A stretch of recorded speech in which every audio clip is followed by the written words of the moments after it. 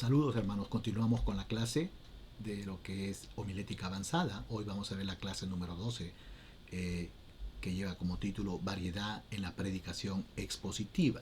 Pero antes de comenzar hermanos, por favor acompáñenme a un tiempo de oración.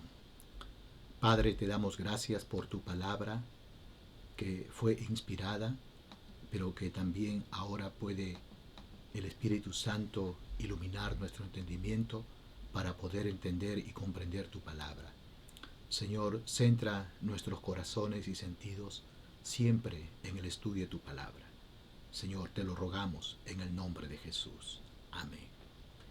Bien, entonces vamos a ver variedad en la predicación expositiva. Quiero decirles, hermanos, que cuando usamos el método del discurso expositivo, siempre habrá la oportunidad para cubrir un amplio campo. ¿Por qué? Porque una unidad expositiva puede incluir doctrina, cuando el pasaje trate sobre algunos fundamentos de la fe cristiana, por ejemplo, la resurrección, etcétera, ¿no es cierto? Doctrina. También puede incluir una unidad expositiva devocional, cuando el pasaje contiene una enseñanza acerca de nuestro caminar más cerca de Dios. También una unidad expositiva puede incluir ética, por cuanto tanto el contenido de la Biblia es de carácter ético, obviamente. También una unidad expositiva puede incluir profético o distintivamente típico, quedando el tipo explicado por su antitipo. Ahora, este tema yo lo voy a explicar más adelante cuando hagamos sermones expositivos de pasajes proféticos o pasajes que, por un lado, nos dan cierta tipología, pero tienen su cumplimiento en el antitipo. Y cuando hablamos de tipología y antitipo, me refiero, por ejemplo, sabemos nosotros que el Señor Jesús en Juan capítulo 3, verso 16, él dijo que Moisés había levantado la serpiente, ¿no es cierto? El versículo 14 dice, y como Moisés levantó la serpiente en el desierto, así es necesario que el Hijo del Hombre sea levantado, ¿no es cierto? Aquí vemos, por ejemplo, un tipo. La serpiente que levantó Moisés es un tipo. El antitipo es Cristo, porque el Hijo de Dios fue levantado justamente, ¿no es cierto?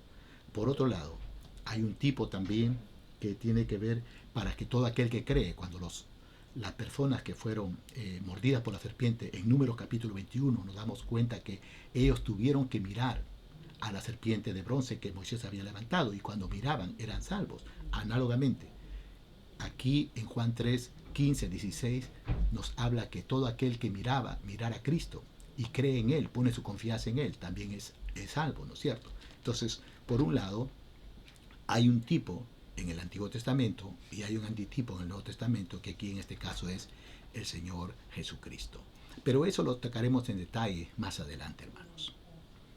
También una unidad expositiva puede incluir ser biográfico.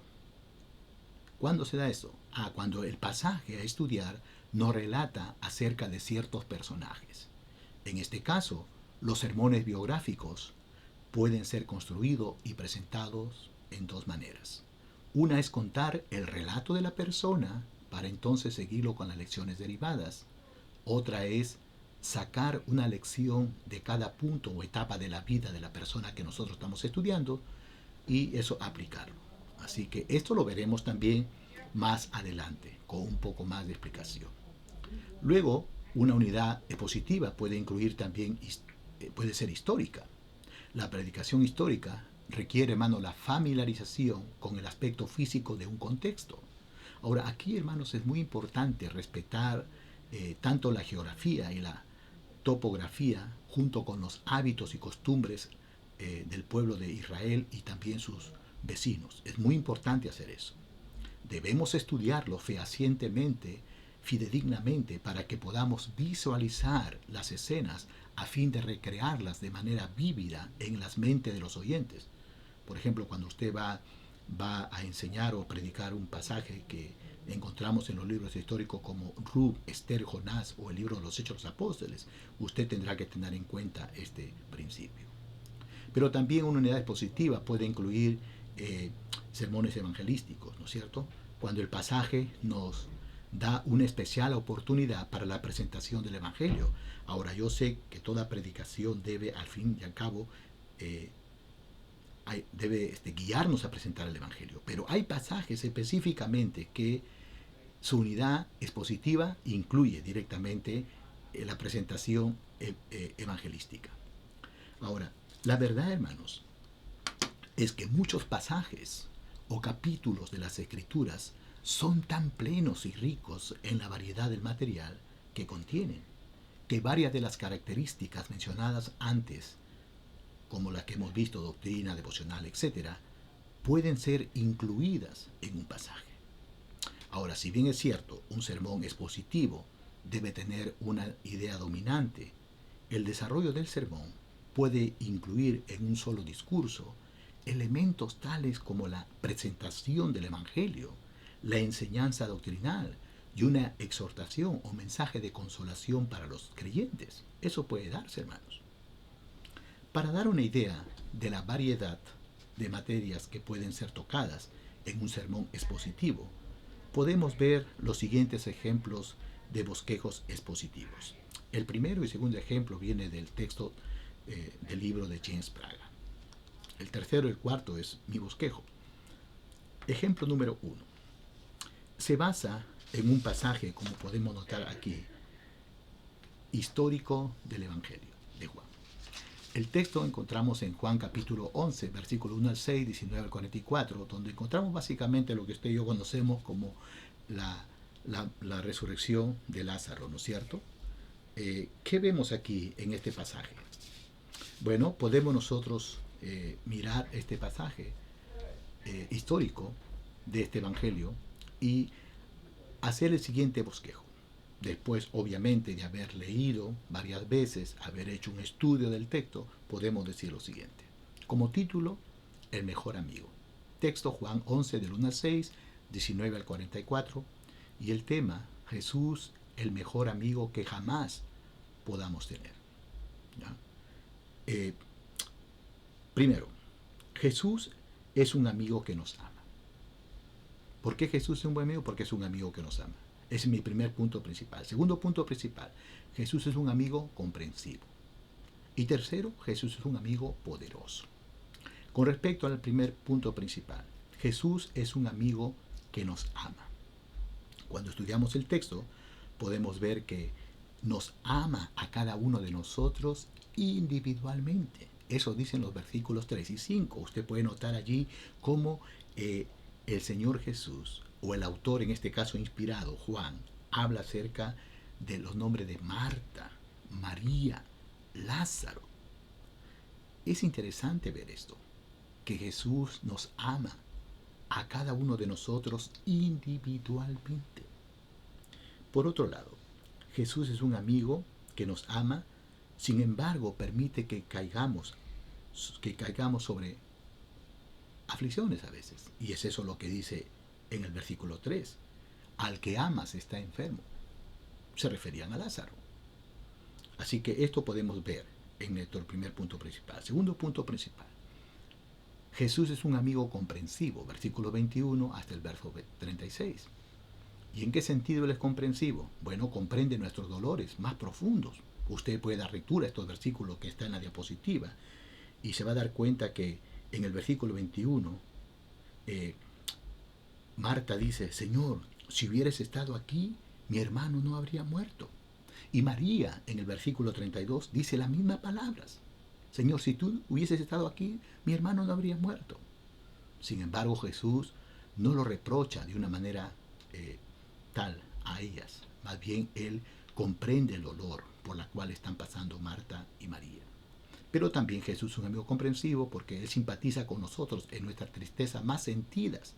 Versículo 33 al 36, usted puede notar esto, cómo el Señor realmente se conmueve. ¿Okay? Ahora vamos al punto principal, número 3. Jesús es un amigo poderoso. Y aquí podemos notar que puede hacer cosas milagrosas. La multitud dijo eso.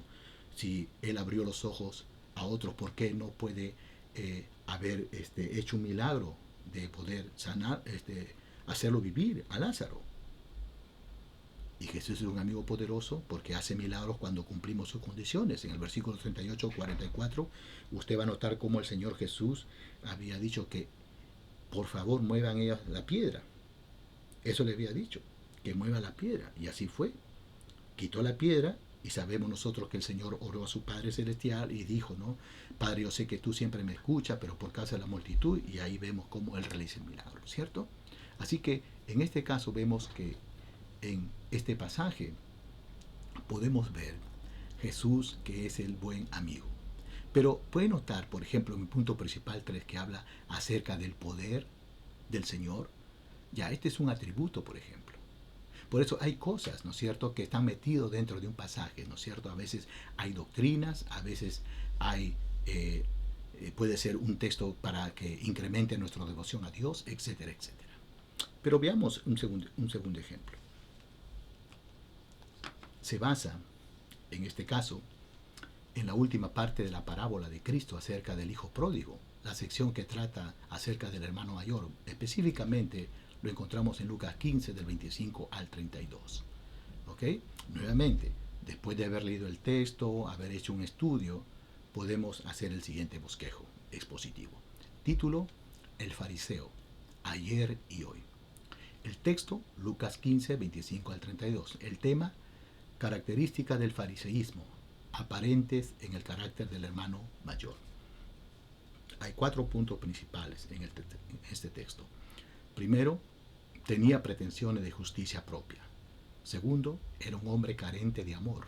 Tercero, buscaba los fallos de los demás. Cuarto, era un hombre terco.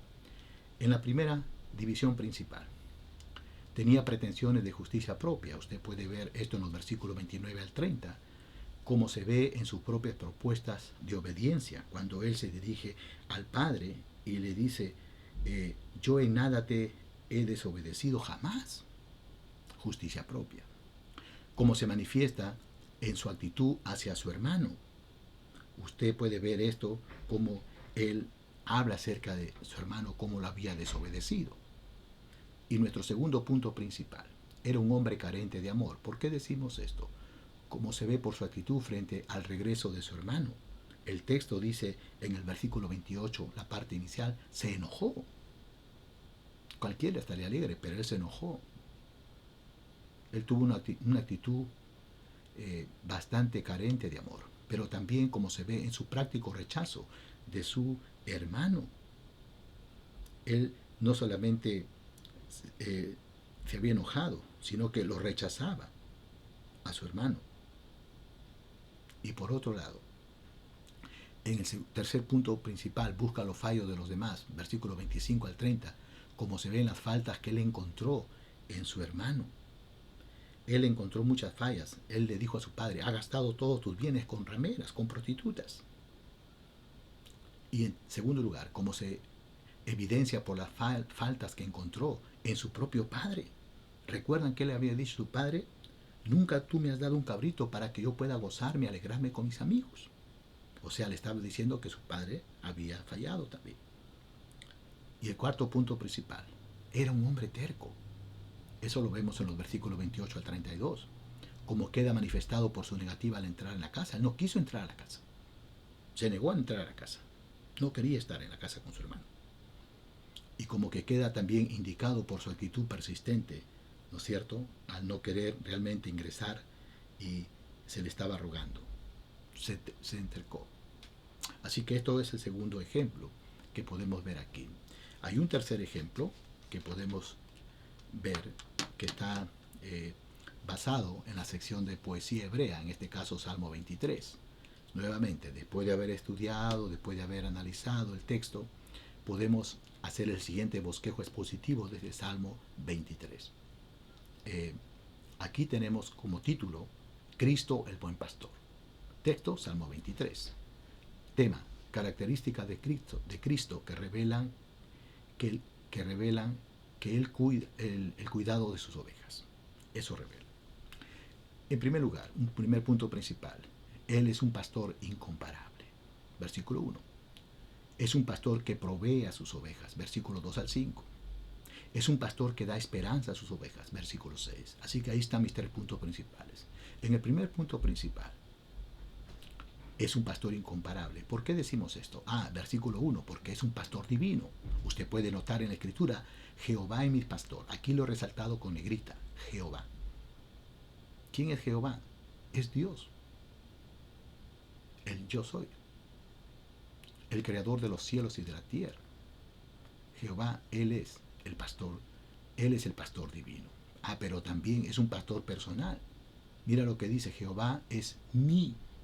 Ven el pronombre posesivo mi pastor. Nada me faltará. En el segundo punto principal, es un pastor que provee a sus ovejas, versículos 2 al 5. Y vemos aquí, provee de reposo, versículo 2. En lugares delicados pastos me hará descansar. Ve lo que es subrayado, descansar. Junto a aguas de reposo me pastoreará. Provee de dirección, versículo 3. Confortará mi alma, me guiará por senda de justicia por amor de su nombre. Ahí es subrayado la palabra me guiará. Provee también de consuelo, versículo 4. Aunque ande en valle de sombra de muerte, no temeré mal alguno, porque tú estarás conmigo. Tu vara y tu cayado me infundirán aliento. Ahí está lo que es subrayado. Provee de victoria, versículo 5, la parte A. Aderezas mesa delante de mí en presencia de mis angustiadores. Provee de sanidad, versículo 5b. Unges, dice, unges mi cabeza con aceite, o sea, sana sus heridas. Mi copa está rebosando. Pero también Cristo, como el buen pastor, no solamente es un pastor incomparable, no solamente es un pastor que provee a sus ovejas, es un pastor que da esperanza a sus ovejas, según el versículo 6. Da una esperanza brillante para esta vida. Mira lo que dice el verso 6, la parte A. Ciertamente el bien y la misericordia me seguirán todos los días de mi vida. Nota lo que es subrayado con negrita. En segundo lugar, da una bendita esperanza para el más allá. Verso 6, la parte B. Y en la casa de Jehová moraré por largos días. ¿Okay? Entonces aquí podemos nosotros ver, en este caso, hablando de Cristo como el buen pastor. Bien, y finalmente, un ejemplo número 4 que podemos mirar aquí, se deriva de la primera epístola de Pedro. Primera de Pedro, capítulo 1, versículos 13 al 21. Después de haber hecho la lectura, el estudio del texto, podemos hacer el siguiente bosquejo expositivo de este pasaje. Título: El llamado de Dios para los redimidos. El texto, primera de Pedro 1, 13 al 21. El tema: compromiso a una vida santa y de servicio. Aquí tengo 2 puntos principales. El primer punto principal: llamado a vivir en santidad, versículos 13 al 16. Y como primer subpunto, notamos que ese llamado a vivir en santidad es una consecuencia de la gloriosa salvación adquirida, tal como nos dice el versículo 13 al 14. Y el versículo 13 nos dice que debemos estar mentalmente vigilantes. Por tanto, ceñid, dice, los lomos de vuestro entendimiento. Ceñid los lomos de vuestro entendimiento. Esta palabra ceñid tiene que ver con que uno tiene que alistarse para un trabajo arduo. En el contexto, cuando uno estudia, se refiere a ello. Ser disciplinado, versículo 13, ser sobrios. También estar concentrados, versículo 13, esperar por completo en la gracia que se os traerá cuando Jesucristo sea manifestado. Y tiene que ver con vivir en obediencia, versículo 14. Como hijos obedientes, no conforméis a los deseos que antes tenías en vuestra ignorancia. Y seguimos. Como su segundo subpunto de este primer punto, es que debemos llevar en todo una vida santa. Versículos 15 al 16 nos habla de ello. Ser santo, dice versículo 15a y el versículo 16. Sino como aquel que os llamó es santo, sé también vosotros santos. Y también nos dice que debemos ser santos en todo nuestro diario vivir, versículo 15b, en toda vuestra manera de vivir. Así que vemos aquí el llamado entonces a la santidad, ¿no es cierto? Y en segundo lugar, mi segundo punto principal tiene que ver con lo que es llamado a vivir en el temor de Dios. Y uno se pregunta, ¿por qué debemos vivir en el temor de Dios? En primer lugar, porque Dios es el juez, versículo 17. Y si invocáis por Padre a aquel que, sin acepción de personas, juzga según la obra de cada uno, conducíos en temor todo el tiempo de vuestra peregrinación. ¿Y por qué debemos vivir en temor de Dios? Porque hemos sido rescatados con la sangre de Cristo, versículos 18 al 19, sabiendo que fuiste rescatados de vuestra vana manera de vivir, la cual recibisteis de vuestros padres, no con cosas corruptibles como oro o plata, sino con la sangre preciosa de Cristo, como de un cordero sin mancha y sin contaminación. Y finalmente, ¿por qué debimos vivir en el temor de Dios? Porque este era el plan eterno de Dios, según los versículos 20 y 21, ya destinado desde antes de la fundación del mundo, pero manifestado en los posteriores tiempos por amor a vosotros. Entonces, como usted puede ver aquí, este sermón, por ejemplo, que de la epístola primera de Pedro, aquí es un sermón que nos insta a nosotros a vivir en santidad. Esto tiene que ver con lo que es una vida de compromiso, ¿no es cierto? Una vida devocional a Dios. Pero también encontramos ética aquí. ¿Ok, hermanos? Así que uno puede darse cuenta que en los sermones expositivos que predicamos a veces pueden estar metidos uno, dos o tres temas. Pero siempre la idea aquí es que esos temas que toquemos estén subordinados a lo que es la idea dominante del bosquejo que nosotros estamos desarrollando. ¿Ok, hermanos? Que el Señor le bendiga a cada uno de ustedes, hermanos. Damos gracias a Dios por eso.